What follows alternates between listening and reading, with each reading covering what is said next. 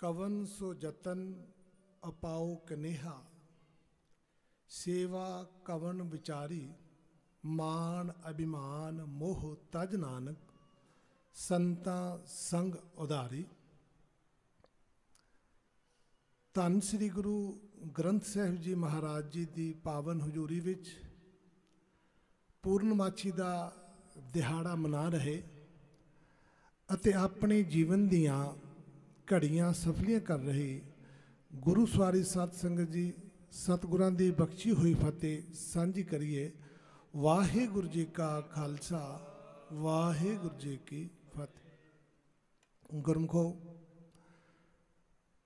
अखंड पाठां की समाप्ति उपरंत जो सतगुरु जी ने हुक्मनामा बख्शिश किया है, थोड़ी इसकी विचार ते कुछ होर गुरमत विचारां आपां सांझियां करांगे।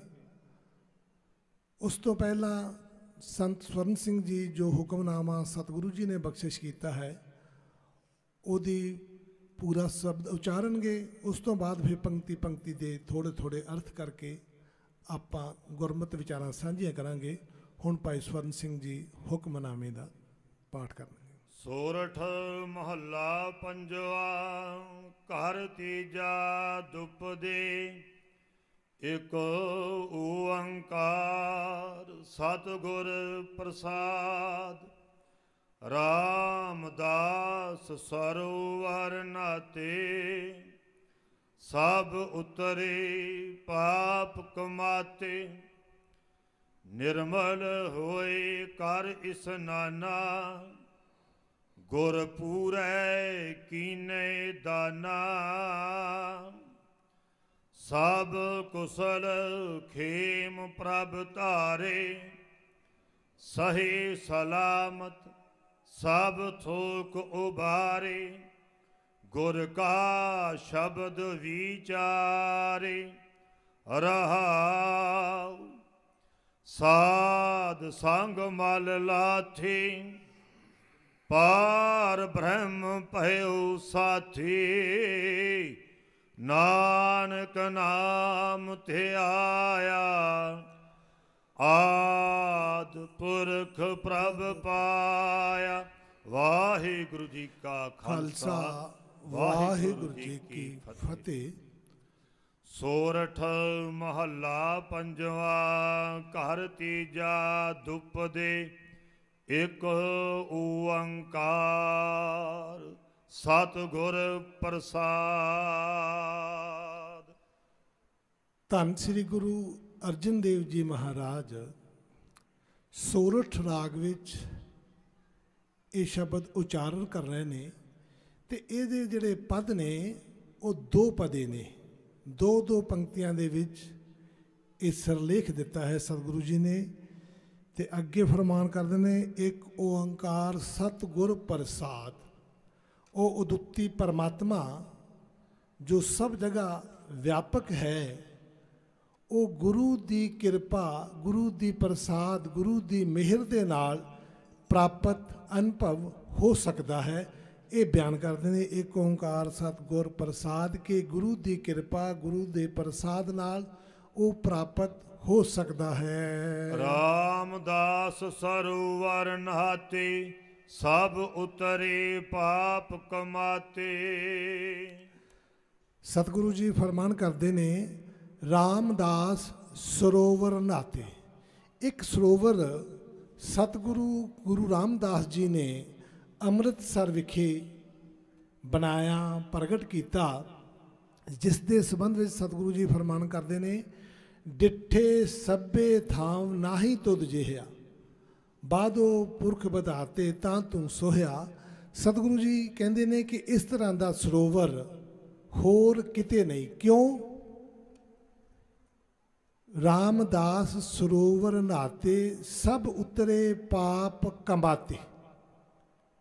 मनुख नूं जो जन्म मिलता है वो इहदे पूर्वले कर्मां करके मिलता है, पर जेड़ा रामदास या भगवान राम या परमात्मा जो सर्वव्यापी राम है, ਉਹਦੇ ਦਾਸਾਂ ਦੀ ਸੰਗਤ ਵਿੱਚ ਇੱਕ ਸਰੋਵਰ ਹੈ ਜੋ ਆਪਾਂ ਸਾਹਮਣੇ ਇਸ਼ਨਾਨ ਕਰਦੇ ਹਾਂ।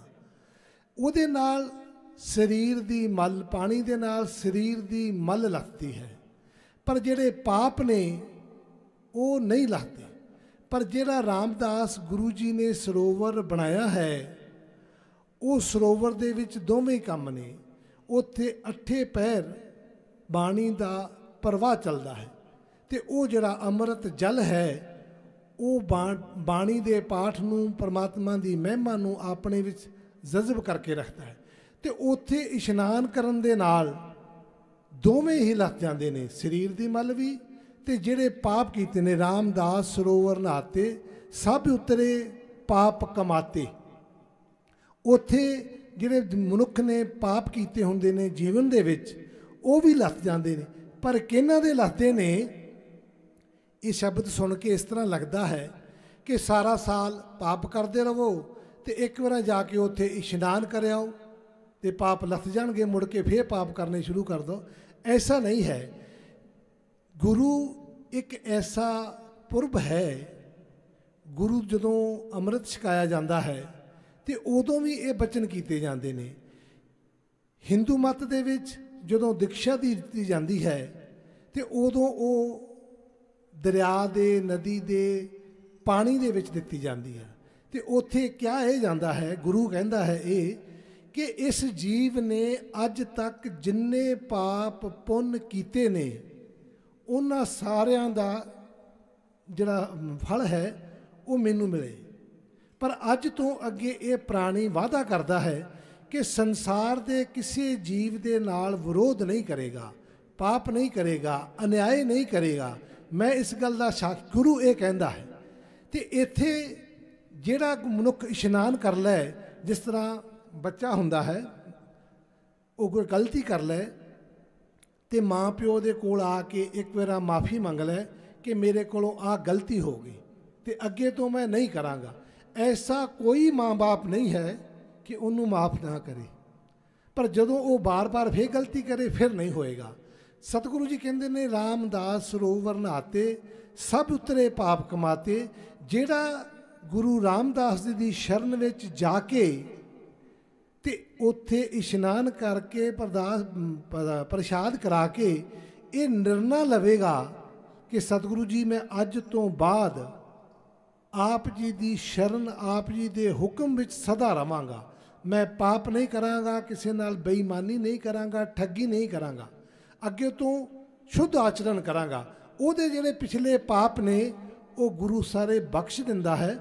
ਜੇ ਇੱਕ ਮਾਂ ਪਿਓ ਆਪਣੇ ਬੱਚੇ ਦੇ ਗੁਨਾਹ ਅਪਰਾਧ ਬਖਸ਼ ਸਕਦਾ ਹੈ ਅਤੇ ਗੁਰੂ ਤਾਂ ਇੰਨਾ ਸਮਰੱਥ ਹੈ ਕਿ ਉਹਦੀ ਅਥਾਹ ਪਾਵਰ ਹੈ, ਜੋ ਮਰਜ਼ੀ ਬਖਸ਼ ਦੇ। ਇਸ ਕਰਕੇ ਗੁਰਮਤ ਦੇ ਵਿੱਚ ਕਰਮਾਂ ਨੂੰ ਬਹੁਤ ਜ਼ਿਆਦਾ ਮਹੱਤਵ ਨਹੀਂ ਦਿੱਤਾ। ਜਿਹੜੇ ਸਨਾਤਨ ਮਤ ਹੈ ਇਹ ਕਰਮਾਂ ਨੂੰ ਬਹੁਤ ਮੰਨਦਾ ਹੈ, ਪਰ ਗੁਰਮਤ ਦੇ ਵਿੱਚ ਕਰਮਾਂ ਨੂੰ ਜ਼ਿਆਦਾ ਕਰਨੇ ਜ਼ਰੂਰ ਨੇ। ਕਰਮਾਂ ਤੋਂ ਬਗੈਰ ਕੁਝ ਪ੍ਰਾਪਤ ਨਹੀਂ ਹੋਏਗਾ।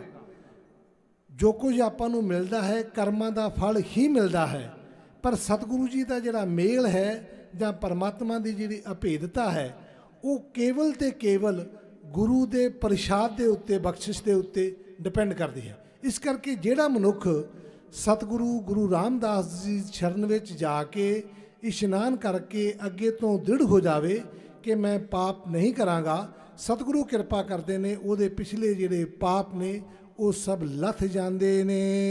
ਨਿਰਮਲ ਹੋਏ ਕਰ ਇਸਨਾਨਾ, ਗੁਰ ਪੂਰੈ ਕੀਨੇ ਦਾਨਾ। ਤੇ ਉਸ ਮਨੁੱਖ ਦਾ ਜਿਹੜੀ ਸੁਰਤ ਹੈ, ਜਿਹੜੀ ਬੁੱਧ ਹੈ, ਉਹ ਨਿਰਮਲ ਹੋ ਜਾਂਦੀ ਹੈ। ਕਾਹਦੇ ਨਾਲ?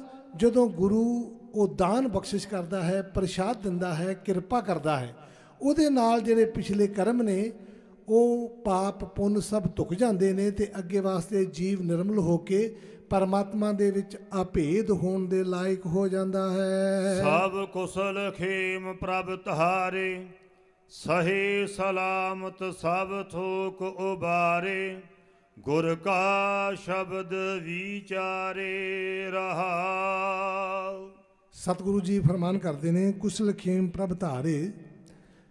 ਕੁਸਲ ਠੀਕ ਨੂੰ ਕਹਿੰਦੇ ਨੇ। ਆਪਾਂ ਜਿੱਦਾਂ ਕਿਸੇ ਰਿਸ਼ਤੇਦਾਰ ਨੂੰ ਪੁੱਛੇ ਵੀ ਕੁਸ਼ਲ ਖੇਮ ਸਭ ਸੁੱਖ ਸਾਂਦ ਹੈ, ਤੇ ਸਤਿਗੁਰੂ ਜੀ ਇੱਥੇ ਸ਼ਬਦ ਤੇ ਮੋਹਰ ਲਾਉਂਦੇ ਨੇ ਕਿ ਜਿਹੜਾ ਗੁਰਬਾਣੀ ਦੇ ਸ਼ਬਦਾਂ ਦਾ ਵਿਚਾਰ ਕਰੇਗਾ, ਉਸ ਨੂੰ ਆਪਣੇ ਮਨ ਦੇ ਵਿੱਚ ਧਾਰਨ ਕਰੇਗਾ, ਸਹੀ ਸਲਾਮਤ ਸਭ ਥੋਕ ਉਭਾਰਗੇ ਗੁਰ ਕਾ ਸ਼ਬਦ ਵਿਚਾਰੇ। ਜਿਹੜੇ ਉਹਦੇ ਸਾਰੇ ਕੰਮ ਨੇ, ਧੰਦੇ ਨੇ, ਵਪਾਰ ਨੇ, ਜਦੋਂ ਉਹ ਗੁਰੂ ਦੇ ਸ਼ਬਦ ਨੂੰ ਵਿਚਾਰ ਕਰਕੇ ਗੁਰੂ ਦੇ ਹੁਕਮ ਨੂੰ ਮੁੱਖ ਰੱਖ ਕੇ ਕਰੇਗਾ ਤੇ ਉਹਦੇ ਜਿਹੜੇ ਸਾਰੇ ਪਾਪ ਨੇ ਉਹ ਲੱਥ ਜਾਣਗੇ, ਉਹ ਪਰਮਾਤਮਾ ਦੇ ਵਿੱਚ ਅਭੇਦ ਹੋਣ ਦੇ ਲਾਇਕ ਹੋ ਜਾਵੇਗਾ। ਸਾਧ ਸੰਗ ਮਲ ਲਾਥੀ ਪਾਰ ਬ੍ਰਹਮ ਭਇਓ ਸਾਥੀ। ਸਾਧ ਸੰਗ ਮਲ ਲਾਥੀ। ਮਲ ਮਿੱਟੀ ਨੂੰ ਕਹਿੰਦੇ ਨੇ, ਤੇ ਮਿੱਟੀ ਮਲ ਉਦੋਂ ਬਣਦੀ ਹੈ ਜਦੋਂ ਮਿੱਟੀ ਦੇ ਵਿੱਚ ਸਲਾਬ ਨਾ ਰਵੇ। ਮਲ ਮੈਲ ਨੂੰ ਕਹਿੰਦੇ ਨੇ, ਤੇ ਜਦੋਂ ਸਲਾਬ ਨਾ ਰਵੇ ਤੇ ਮਿੱਟੀ ਜਿਹੜੀ ਉੱਡ ਕੇ ਉਹ ਕੱਪੜਿਆਂ ਤੇ ਦਰਖਤਾਂ ਤੇ ਪੈ ਜਾਂਦੀ ਹੈ, ਤੇ ਜਦੋਂ ਉਹ ਕੱਪੜੇ ਜਾਂ ਦਰਖਤਾਂ ਤੇ ਪੈਂਦੀ ਹੈ ਤੇ ਕੱਪੜੇ ਦੀ ਜਿਹੜੀ ਤਾਕਤ ਹੈ ਉਹ ਘਟ ਜਾਂਦੀ ਹੈ, ਛੇਤੀ ਫੜ। ਮਿੱਟੀ ਦਾ ਇੱਕ ਕੰਮ ਹੈ ਕਿ ਜੋ ਕੁਝ ਮਿੱਟੀ ਦੇ ਵਿੱਚੋਂ ਪੈਦਾ ਹੋਇਆ ਉਹ ਮਿੱਟੀ ਦੇ ਵਿੱਚ ਪਿਆ ਰਵੇ, ਉਹਦੇ ਉੱਤੇ ਮਿੱਟੀ ਪੈਂਦੀ ਰਹੇ ਤੇ ਮਿੱਟੀ ਉਹਨੂੰ ਹੌਲੀ ਹੌਲੀ ਖਾ ਕੇ ਮਿੱਟੀ ਹੀ ਕਰ ਦਿੰਦੀ ਹੈ। ਜਿਹੜੇ ਕੱਪੜੇ ਨੇ, ਸੂਤ ਧਰਤੀ 'ਚੋਂ ਪੈਦਾ ਹੁੰਦਾ, ਤੇ ਜਦੋਂ ਬਾਹਰਲੀ ਮਿੱਟੀ ਉੱਤੇ ਪੈਂਦੀ ਹੈ ਉਹਨੂੰ ਕਮਜ਼ੋਰ ਕਰ ਦਿੰਦੀ। ਤੇ ਜਿਹੜੀ ਮੱਲ ਹੈ, ਜਿਹੜੀ ਮੱਲ ਠੰਡੀ ਹੋਵੇ ਉਹਨੂੰ ਕੱਟਣਾ ਹੋਰ ਵੀ ਔਖਾ ਹੈ। ਆਪਾਂ ਸਭ ਜਾਣਦੇ ਹਾਂ ਕਿ ਕੱਪੜੇ ਕਿਸ ਤਰ੍ਹਾਂ ਧੋਤੇ ਜਾਂਦੇ ਨੇ।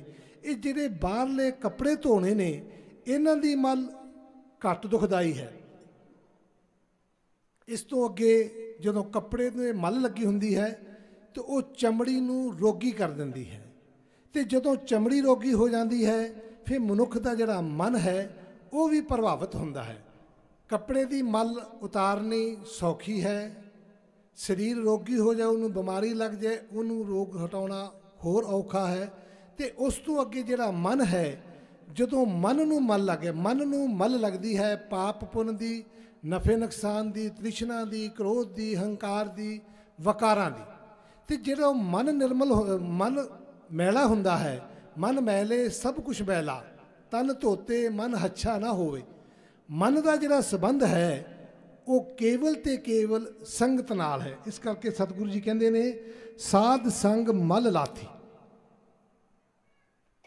ਸਾਧਾਂ ਦੀ ਸੰਗਤ ਦੇ ਵਿੱਚ ਆ ਕੇ ਉਹਨਾਂ ਦੇ ਬਚਨਾਂ ਨੂੰ ਸੁਣ ਕੇ, ਸਤਿਗੁਰੂ ਦੀ ਬਾਣੀ ਨੂੰ ਸੁਣ ਕੇ ਜਦੋਂ ਮਨੁੱਖ ਦਾ ਮਨ ਨਿਰਮਲ ਹੁੰਦਾ, ਸਾਧ ਸੰਗ ਮਲ ਲਾਥੀ ਪਾਰ ਬ੍ਰਹਮ ਭਇਓ ਸਾਥੀ। ਤੇ ਉਹਦੇ ਨਾਲ ਕੀ ਹੁੰਦਾ ਕਿ ਜਿਹੜਾ ਪਰਮਾਤਮਾ ਦੇ ਨਾਲ ਅਭੇਦ ਹੋਣ ਦੀ ਯੋਗਤਾ ਪੈਦਾ। ਪਰਮਾਤਮਾ ਦਾ ਤੇ ਜੀਵ ਦਾ ਆਪਸ ਦੇ ਵਿੱਚ ਵਿਥ ਦਾ ਜਿਹੜਾ ਕਾਰਨ ਹੈ ਉਹ ਹੈ ਮਨੁੱਖ ਦੇ ਮਨ ਦਾ, ਮਨੁੱਖ ਦੀ ਬੁੱਧ ਦਾ ਮਲੀਨ ਹੋਣਾ। ਤੇ ਜਦੋਂ ਸੰਗਤ ਕਰਕੇ ਬੁੱਧ ਨਿਰਮਲ ਹੋ ਜਾਂਦੀ ਹੈ ਤੇ ਉਹ ਪਰਮਾਤਮਾ ਵਿੱਚ ਅਭੇਦ ਹੋਣ ਦੇ ਲਾਇਕ ਹੋ ਜਾਂਦੀ ਹੈ। ਨਾਨਕ ਨਾਮ ਧਿਆਇਆ ਆਦ ਪੁਰਖ ਪ੍ਰਭ ਪਾਇਆ। ਤੇ ਜਿਨ੍ਹਾਂ ਮਨੁੱਖਾਂ ਨੇ ਪਰਮਾਤਮਾ ਦੇ ਨਾਮ ਨੂੰ ਸਤ ਸੰਗਤ ਕਰਕੇ ਆਰਾਧਨਾ ਕੀਤਾ ਹੈ, ਧਿਆਉਣਾ ਕੀਤਾ ਹੈ, ਉਹਨਾਂ ਦਾ ਜਿਹੜਾ ਜੀਵਨ ਹੈ ਉਹ ਸਫਲਾ ਹੋ ਜਾਂਦਾ ਹੈ। ਤੇ ਜੀਵਨ ਸਫਲਾ ਕਰਨ ਵਾਸਤੇ ਸਤਿਗੁਰੂ ਜੀ ਨੇ ਜੋ ਹੁਕਮ ਕੀਤਾ ਹੈ ਉਹ ਹੈ ਸਤ ਸੰਗਤ ਕਰਕੇ ਤੇ ਪਰਮਾਤਮਾ ਦਾ ਨਾਮ ਜਪਣਾ। ਨਾਮ ਜਿਹੜਾ ਹੈ ਪਰਮਾਤਮਾ ਦੇ ਨਾਲ, ਗੁਰੂ ਦੇ ਨਾਲ ਪ੍ਰੇਮ ਤੇ ਨਾਮ, ਇਹ ਦੋਵੇਂ ਸਾਬਣ ਦਾ ਤੇ ਪਾਣੀ ਦਾ ਕੰਮ ਕਰਦੇ ਨੇ। ਆਪਾਂ ਕੱਪੜੇ ਧੋਨੇ ਆ, ਪਹਿਲਾਂ ਉਹਨਾਂ ਕੱਪੜਿਆਂ ਨੂੰ ਪਾਣੀ ਵਿੱਚ ਭਿਗੋ ਕੇ ਫਿਰ ਸਾਬਣ ਲਾਈਦਾ। ਜੇ ਸੁੱਕੇ ਕੱਪੜੇ ਦੇ ਉੱਤੇ ਸਾਬਣ ਲਾ ਦੇਵਾਂਗੇ ਤੇ ਕੱਪੜਾ ਧੁੱਕਦਾ ਨਹੀਂ। ਤਰੀਕਾ ਕੀ ਹੈ ਕਿ ਪਾਣੀ 'ਚ ਗਿੱਲਾ ਕਰਕੇ ਫਿਰ ਸਾਬਣ ਲਾਈਦਾ, ਫਿਰ ਉਹਨੂੰ ਮਲ ਕੇ ਫਿਰ ਪਾਣੀ ਵਿੱਚ ਦੀ ਕੱਢੀਦਾ। ਜਦੋਂ ਫਿਰ ਪਾਣੀ ਵਿੱਚ ਦੀ ਕੱਢੀਦਾ ਹੈ ਤੇ ਉਹ ਮੈਲ ਆਪਣੇ ਨਾਲ ਵਹਾ ਕੇ ਲੈ ਜਾਂਦਾ ਹੈ ਤੇ ਕੱਪੜਾ ਨਿਰਮਲ ਹੋ ਜਾਂਦਾ। ਇਸ ਤਰ੍ਹਾਂ ਜੇਕਰ ਮਨੁੱਖ ਦਾ ਗੁਰੂ ਦੇ ਨਾਲ ਪ੍ਰੇਮ ਨਾ ਹੋਵੇ, ਗੁਰੂ ਦੇ ਪ੍ਰੇਮ ਤੋਂ ਬਗੈਰ ਉਹ ਤਪ ਕਰੇ, ਤੇ ਮਹਾਂਪੁਰਸ਼ ਕਹਿੰਦੇ ਨੇ ਤਪੋਂ ਰਾਜ ਤੇ ਰਾਜੋ ਨਰਕ। ਜੇਕਰ ਆਪਦੇ ਬੁੱਧ ਨਾਲ, ਆਪਣੇ ਹੰਕਾਰ ਦੇ ਨਾਲ ਮਨੁੱਖ ਤਪ ਕਰੇਗਾ, ਉਹਦੇ ਨਾਲ ਹੋਰ ਹੰਕਾਰ ਵੱਧ ਜਾਏਗਾ, ਉਹਦਾ ਮਨ ਨਿਰਮਲ ਨਹੀਂ ਹੋਏਗਾ। ਕਿਹਦਾ ਮਨ ਨਿਰਮਲ ਹੋਏਗਾ? ਪਹਿਲਾਂ ਗੁਰੂ ਦੀ ਬਾਣੀ ਨੂੰ ਪੜ੍ਹ ਕੇ ਸਤ ਸੰਗਤ ਕਰਕੇ ਗੁਰੂ ਦੇ ਹੁਕਮ ਨੂੰ ਸਮਝ ਕੇ ਫਿਰ ਤਪ ਕਰੇਗਾ। ਤੇ ਜਿਹਨੇ ਪਰਮਾਤਮਾ ਦਾ ਨਾਮ ਪ੍ਰੇਮ ਦੇ ਨਾਲ ਧਿਆਇਆ, ਉਹਦਾ ਜਿਹੜਾ ਮਨ ਹੈ, ਬੁੱਧ ਹੈ, ਉਹ ਨਿਰਮਲ ਹੋ ਜਾਏਗੀ, ਜੀਵਨ ਸਫਲਾ ਹੋ ਜਾਏਗਾ। ਇਸ ਕਰਕੇ ਸਤਿਗੁਰੂ ਗੁਰੂ ਅਰਜਨ ਪਾਤਸ਼ਾਹ ਜੀ ਪਾਸ ਕਿਸੇ ਗੁਰਮੁਖ ਨੇ ਆ ਕੇ ਬੇਨਤੀ ਕੀਤੀ ਕਿ ਸਤਿਗੁਰੂ ਜੀ, ਪਰਮਾਤਮਾ ਦੇ ਨਾਲ ਮਿਲਾਪ ਕਿਸ ਤਰ੍ਹਾਂ ਹੋ ਸਕਦਾ ਹੈ? ਕਵਨ ਸੋ ਜਤਨ ਅਪਾਓ ਕਨੇਹਾ, ਸੇਵਾ ਕਵਨ ਵਿਚਾਰੀ। ਸਤਿਗੁਰੂ ਜੀ ਅੱਗੋਂ ਉਹਨੂੰ ਜਿਹੜਾ ਸਵਾਲ ਉਹਨੂੰ ਬਿਆਨ ਕਰਦੇ ਨੇ। ਪਹਿਲਾਂ ਸਤਿਗੁਰੂ ਜੀ ਇਹ ਦੱਸੋ ਕਿ ਉਹ ਕਿਹੜਾ ਤਰੀਕਾ ਹੈ, ਕਿਹੜਾ ਢੰਗ ਹੈ? ਕਵਨ ਸੋ ਜਤਨ ਅਪਾਓ ਕਨੇਹਾ, ਉਹ ਕਿਹੜਾ ਤਰੀਕਾ, ਕਿਹੜਾ ਉਪਾਅ ਹੈ? ਸੇਵਾ ਕਵਨ ਵਿਚਾਰੀ, ਕਿਸ ਤਰੀਕੇ ਦੇ ਨਾਲ ਸੇਵਾ ਕਰੀਏ ਤੇ ਜਿਹੜਾ ਮਨ ਹੈ ਉਹ ਨਿਰਮਲ ਹੋ ਜਾਵੇ। ਤੇ ਸਤਿਗੁਰੂ ਜੀ ਅੱਗੋਂ ਜਵਾਬ ਦੇ ਕੇ ਸਮਝਾਉਂਦੇ ਨੇ, ਕਵਨ ਸੋ ਜਤਨ ਅਪਾਓ ਕਨੇਹਾ, ਸੇਵਾ ਕਵਨ ਵਿਚਾਰੀ, ਮਾਨ ਅਭਿਮਾਨ ਮੋਹ ਤਜ ਨਾਨਕ, ਸੰਤਾਂ ਸੰਗ ਉਧਾਰੀ। ਮਾਨ ਕਹਿੰਦੇ ਨੇ ਸ਼ੁਭ ਗੁਣਾਂ ਨੂੰ। ਜਦੋਂ ਮਨੁੱਖ ਸ਼ੁਭ ਗੁਣ ਕਰਦਾ ਹੈ ਤੇ ਉਹਨੂੰ ਸੰਗਤ ਦੇ ਵਿੱਚ ਸਤਿਕਾਰ ਮਿਲਦਾ ਹੈ, ਪਬਲਿਕ ਦੇ ਵਿੱਚ ਪਿਆਰ ਮਿਲਦਾ ਹੈ, ਇਹਨੂੰ ਕਹਿੰਦੇ ਨੇ ਮਾਣ। ਤੇ ਜਦੋਂ ਇਹਨਾਂ ਦਾ ਹੰਕਾਰ ਹੋ ਜਾਵੇ, ਮਾਨ ਅਭਿਮਾਨ ਮੋਹ ਤਜ, ਅਭਿਮਾਨ ਕਹਿੰਦੇ ਨੇ ਅਹੰਕਾਰ ਨੂੰ। ਸਤਿਗੁਰੂ ਜੀ ਕਹਿੰਦੇ ਨੇ ਪ੍ਰੇਮ ਦੇ ਨਾਲ ਮਾਣ ਨੂੰ, ਜਿਹੜੀ ਤੈਨੂੰ ਲੋਕਾਂ ਵੱਲੋਂ ਵਾਹਵਾ ਮਿਲੇ ਕਿ ਇਹ ਬਹੁਤ ਅੱਛਾ ਹੈ, ਬਹੁਤ ਅੱਛਾ ਕੀਰਤਨ ਕਰਦਾ ਹੈ, ਬਹੁਤ ਅੱਛਾ ਵਿਚਾਰ ਕਰਦਾ ਹੈ, ਇਹਨੂੰ ਵੀ ਤਿਆਗ ਕੇ ਮਾਣ, ਜਿਹੜਾ ਅਭਿਮਾਨ ਹੈ, ਹੰਕਾਰ ਹੈ, ਇਹ ਗੁਣਾਂ ਦੇ ਉੱਤੇ ਹੀ ਸਫ਼ਰ ਕਰਦਾ ਹੈ। ਜਿਸ ਮਨੁੱਖ ਦੇ ਵਿੱਚ ਕੋਈ ਸ਼ੁਭ ਗੁਣ ਨਹੀਂ, ਉਹ ਹੰਕਾਰ ਵੀ ਨਹੀਂ ਕਰ ਸਕਦਾ। ਕਾਹਦਾ ਹੰਕਾਰ ਕਰੇਗਾ? ਐਬਾਂ ਦਾ ਕੋਈ ਹੰਕਾਰ ਥੋੜ੍ਹੀ ਹੁੰਦਾ ਹੈ। ਜਿਹੜਾ ਮਨੁੱਖ ਗਲਤ ਕਰਮ ਕਰਦਾ ਹੈ, ਐਬ ਕਰਦਾ ਹੈ, ਭਾਵੇਂ ਉਹ ਵਕਾਰ ਕਰਕੇ ਮਨੋਂ ਖੁਸ਼ ਹੁੰਦਾ ਹੈ, ਪਰ ਇੱਕ ਉਹਦੇ ਮਨ 'ਚ ਗਿਲਾਨੀ ਰਹਿੰਦੀ ਹੈ ਕਿ ਮੈਂ ਇਹ ਪਾਪ ਕਰਮ ਕੀਤਾ ਹੈ। ਇਸ ਕਰਕੇ ਉਹ ਉਹਨੂੰ ਦੱਸਦਾ ਨਹੀਂ ਕਿਸੇ ਨੂੰ। ਪਰ ਜਿਹੜਾ ਮਾਣ ਹੈ, ਸ਼ੁਭ ਕਰਮ ਹੈ, ਉਹਨੂੰ ਮਨੁੱਖ ਕਰਕੇ ਤੇ ਦੱਸਦਾ ਹੈ। ਜਦੋਂ ਉਹਨਾਂ ਦਾ ਹੰਕਾਰ ਹੋ ਜਾਂਦਾ ਹੈ, ਉਹ ਮਨ ਨੂੰ, ਬੁੱਧ ਨੂੰ ਨਿਰਮਲ ਨਹੀਂ ਹੋਣ ਦਿੰਦਾ। ਤੇ ਸਤਿਗੁਰੂ ਜੀ ਕਹਿੰਦੇ ਨੇ ਮਾਨ ਅਭਿਮਾਨ ਮੋਹ ਤਜ ਨਾਨਕ। ਮੋਹ ਕਹਿੰਦੇ ਨੇ ਮਮਤਾ ਨੂੰ। ਮਨੁੱਖ ਜਿੰਨੇ ਕੰਮ ਕਰਦਾ ਹੈ ਉਹ ਆਪਣੇ ਪੁੱਤਰਾਂ ਧੀਆਂ ਵਾਸਤੇ ਕਰਦਾ ਹੈ। ਮੋਹ ਦਾ ਕਰਕੇ ਹੀ ਮਨੁੱਖ ਬੰਧਨ ਵਿੱਚ ਪਿਆ ਰਹਿੰਦਾ ਹੈ। ਮੋਹ ਤੋਂ ਸਗਲ ਵਿਆਧੀ ਕਾ ਮੋਹ, ਸਗਲ ਵਿਆਧੀ ਕਾ ਮੂਲਾ। ਜਿੰਨੇ ਪਾਪ ਕਰਮ ਨੇ, ਜਿੰਨੇ ਅਸ਼ੁਭ ਕਰਮ ਨੇ, ਮਨੁੱਖ ਸਾਰੇ ਮੋਹ ਦਾ ਲਾਲਚ ਕਰਕੇ ਕਰਦਾ ਹੈ। ਤੇ ਜਦੋਂ ਮਨੁੱਖ ਦਾ ਮੋਹ ਛੁੱਟ ਜਾਂਦਾ ਹੈ, ਮਨੁੱਖ ਨੂੰ ਇਹ ਮਹਿਸੂਸ ਹੋ ਜਾਂਦਾ ਕਿ ਹਰ ਜੀਵ ਦੇ ਕਰਮ ਪਰਮਾਤਮਾ ਨੇ ਦਿੱਤੇ ਨੇ, ਤੇ ਜਿਹੜੇ ਉਹ ਕਰਮ ਕਰੇਗਾ ਉਹਦਾ ਫਲ ਉਹਨੂੰ ਮਿਲਣਾ ਹੈ। ਉਹ ਕਿਉਂਕਿ ਜੀਵਾਂ ਨੂੰ ਰੋਜੀ ਰੋਟੀ ਜਨਮ ਇਹ ਪਰਮਾਤਮਾ ਦਿੰਦਾ ਹੈ। ਮੈਂ ਪਸ਼ੂਆਂ ਨੂੰ, ਜਿਹੜੇ ਜੰਗਲੀ ਜਾਨਵਰ ਨੇ, ਉਹਨਾਂ ਨੂੰ ਉਹਨਾਂ ਦੇ ਮਾਂ-ਪਿਓ ਸਿਰਫ ਜਨਮ ਦਿੰਦੇ ਨੇ, ਥੋੜ੍ਹੀ ਦੇਰ ਦੇਖ ਰੇਖ ਕਰਦੇ ਨੇ। ਜਦੋਂ ਉਹ ਵੱਡੇ ਹੋ ਜਾਂਦੇ ਨੇ ਤੇ ਆਪਣੇ ਆਪ ਪਲਣਾ ਸ਼ੁਰੂ ਕਰ ਜਾਂਦੇ ਨੇ। ਠੀਕ ਇਸ ਤਰ੍ਹਾਂ ਜਿਹੜਾ ਮੋਹ ਹੈ, ਇਹੀ ਇੱਕ ਬਹੁਤ ਵੱਡਾ ਬੰਧਨ ਹੈ। ਪੰਕਜ ਮੋਹ ਪੱਗ ਨਹੀਂ ਚਾਲੇ, ਹਮ ਦੇਖਾ ਤਹਿ ਡੂਬੀ ਵਾਲੇ। ਸਤਿਗੁਰੂ ਜੀ ਕਹਿੰਦੇ ਨੇ ਜਾਨਵਰਾਂ ਦਾ ਜਿਹੜਾ ਮੋਹ ਹੈ ਉਹ ਪਰਮਾਤਮਾ ਆਪਣੇ ਆਪ ਛੁਡਾ ਦਿੰਦਾ ਹੈ। ਪਰ ਮਨੁੱਖ ਜਿਹੜਾ ਹੈ ਪਹਿਲਾਂ ਬੱਚਿਆਂ ਨੂੰ ਪਾਲਦਾ ਹੈ, ਫਿਰ ਬੱਚਿਆਂ ਦੇ ਬੱਚਿਆਂ ਨੂੰ ਪਾਲਣਾ ਸ਼ੁਰੂ ਕਰ ਦਿੰਦਾ। ਕਹਿਣ ਤੋਂ ਭਾਵ ਕਿ ਮੋਹ ਨਹੀਂ ਛੱਡਦਾ। ਤੇ ਜਿੰਨਾ ਚਿਰ ਮੋਹ ਰਹਿੰਦਾ ਹੈ ਉਹਨਾਂ ਚਿਰ ਮਨੁੱਖ ਬੰਧਨਾਂ ਤੋਂ ਮੁਕਤ ਨਹੀਂ ਹੋ ਸਕਦਾ। ਮੋਹ ਜਿਹੜਾ ਹੈ ਉਹ ਸਾਰੇ ਪਾਪਾਂ ਦਾ, ਸਭ ਦਾ ਮੂਲ ਹੈ। ਇਸ ਕਰਕੇ ਸਤਿਗੁਰੂ ਜੀ ਇਹ ਜੀਵਨ ਸੇਧ ਦਿੰਦੇ ਨੇ ਕਿ ਮੋਹ ਨੂੰ ਛੱਡ ਕੇ, ਅਭਿਮਾਨ ਨੂੰ ਛੱਡ ਕੇ ਤੇ ਨਿਰਮਲ ਬੁੱਧ ਦੇ ਨਾਲ ਮਾਨ ਅਭਿਮਾਨ ਮੋਹ ਤਜ ਨਾਨਕ, ਸੰਤਾਂ ਸੰਗ ਉਧਾਰੀ।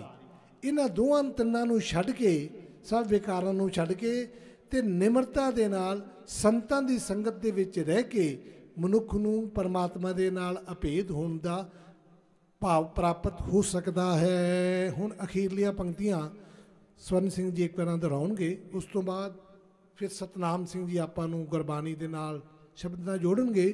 ਤੇ ਬਹੁਤ ਬਹੁਤ ਧੰਨਵਾਦ। ਜਿੱਥੇ ਆਪਾਂ ਸਮਾਗਮ ਬਣਾਇਆ ਹੈ ਉੱਥੇ ਸੰਤ ਬਾਬਾ ਅਮਰਜੀਤ ਸਿੰਘ ਜੀ ਦਾਤੇ ਵਾਲੇ ਸਮਾਗਮ ਦੇ ਦਿਨਾਂ ਤੋਂ ਹੀ ਆ ਕੇ ਇੱਥੇ ਠਹਿਰੇ ਹੋਏ ਨੇ, ਅੱਜ ਤੱਕ ਵੀ ਇੱਥੇ ਨੇ। ਉਹਨਾਂ ਨੂੰ ਜੀ ਆਇਆਂ, ਬਹੁਤ ਬਹੁਤ ਧੰਨਵਾਦ। ਹੁਣ ਸੰਤ ਜੀ ਅਖੀਰਲੀਆਂ ਸੰਤ ਸਿੰਘ ਜੀ ਅਖੀਰਲੀਆਂ ਪੰਕਤੀਆਂ ਪੜ੍ਹਨਗੇ ਤੇ ਬਾਬਾ ਜੋਗਾ ਸਿੰਘ ਜੀ ਸੰਧ ਵਾਲੇ ਉਹਨਾਂ ਵੀ ਦਰਸ਼ਨ ਦਿੱਤੇ ਨੇ। ਬਹੁਤ ਬਹੁਤ ਧੰਨਵਾਦ ਜੀ ਆਇਆਂ ਨੂੰ। ਜਿੰਨੀ ਸੰਗਤ ਆਈ ਹੈ ਸਤਿਗੁਰੂ ਕਿਰਪਾ ਕਰਨ, ਸਭ ਦੀਆਂ ਹਾਜ਼ਰੀਆਂ ਆਪਣੇ ਚਰਨਾਂ ਵਿੱਚ ਲਾਉਣ ਤੇ ਆਪਣੇ ਚਰਨਾਂ ਚੋਂ ਨਾਮ ਦੀ, ਆਪਣੇ ਚਰਨਾਂ ਦੇ ਪ੍ਰੇਮ ਦੀ ਦਾਤ ਸਭ ਨੂੰ ਬਖਸ਼ਣ, ਜੋ ਆਪਣਾ ਜਿਹੜਾ ਸਭ ਦਾ ਜਨਮ ਹੈ ਉਹ ਸਫਲਾ ਹੋ ਸਕੇ।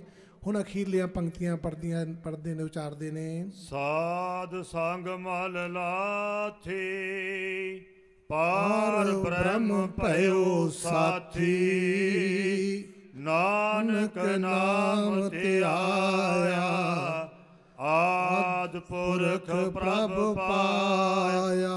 ਵਾਹਿਗੁਰੂ ਜੀ ਕਾ ਖਾਲਸਾ, ਵਾਹਿਗੁਰੂ ਜੀ ਕੀ ਫਤਿਹ। ਆਓ।